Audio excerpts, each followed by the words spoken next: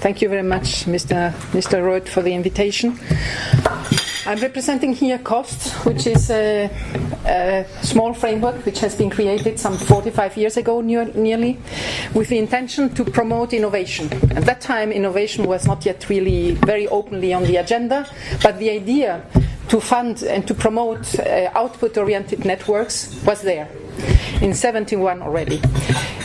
Today, COST is still and again financing networks with the intention and with the conviction that a bottom-up process can lead to innovation if you really allow the actors who are in the chain of innovation to create and to promote their research and their activities and their developments towards innovation together on a free basis. What is the specificity, of course, when comparing, for example, to what the European Commission is doing? We had the DG Connect represented a bit earlier, and we had some examples about very successful networks, collaborative projects funded by the European Commission.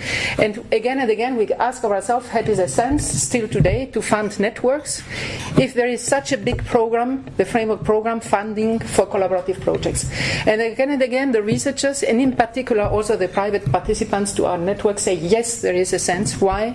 Because the networks we offer are allowed to expand whenever they want, to open themselves to new partners all through the 4 years of their existence, and in particular they create really very strong platforms of dialogue, knowledge share, knowledge creation, which very often lead, by the way, to proposals submitted to the framework program whenever the topics allow for that, which are much more successful in the selection process, and I'm told by many colleagues from the Commission that they're even much more successful when they are implemented, because they are created already on solid basis where trust between the private and public partnerships, partners, but also there are in many projects civil societies which are involved, the users in other kinds of domains.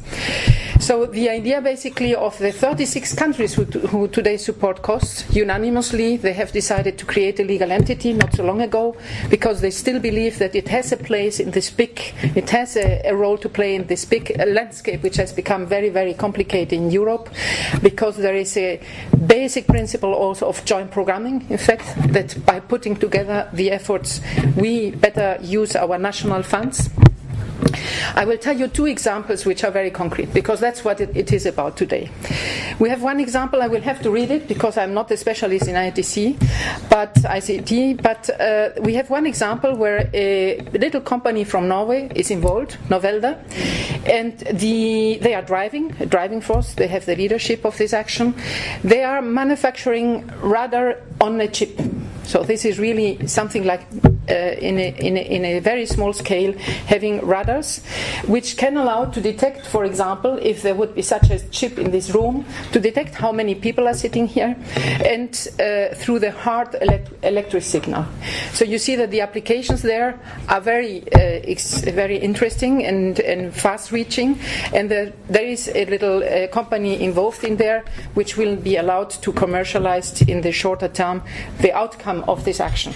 And of course they will spin off certainly to other projects in the frame of the framework program.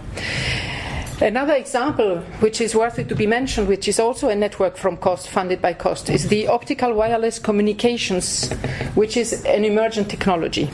What it is about wireless transfer of data in an optical frequency range. And the idea is that within a short space or different buildings, the transfer of data can be done on a much faster way and more efficient way through optical communications. As an example, they established most recently the world record by achieving a transmission rate of 1.6 terabit per second between two buildings which were 80 meters far one of the other.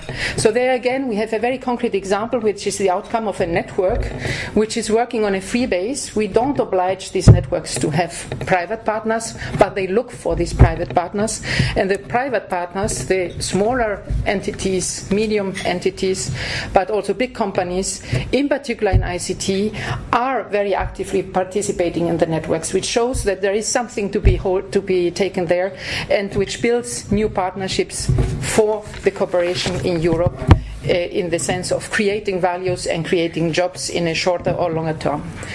I will stop here.